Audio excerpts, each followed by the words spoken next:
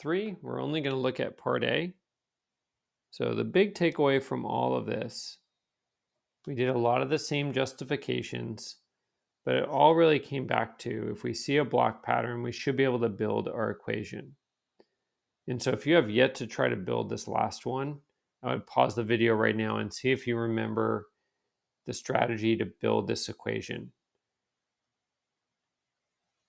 All right, you gave it a shot, and so let's see if you got what the equation is. And hopefully maybe checked it with some of these, like you counted up some of the blocks. When you plugged in 2, you saw if it worked out. All right, so the first thing I need to figure out, the most sort of straightforward approach for block patterns, is we need to figure out how many blocks are added after every stage. So we got 2, 4, 6. So every time we're adding 6.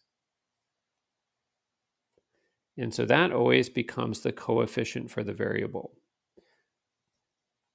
The other thing we need to figure out is what happens at the beginning on my table, my graph, or with my picture. So how many blocks are there in stage 0? And there is 1 block, so plus 1. My stage 0 or y-intercept or initial value goes here. And so now we can check this. So this is 18, 19 blocks.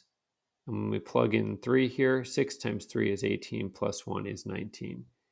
It is good to check it for a couple of your stage numbers when you plug them in for S and make sure it checks out. So one more time, number of blocks in stage 0 goes at the end, and the rate of change, the slope, the change in y over change in x, rise over run, or constant first difference, goes as the coefficient of the variable.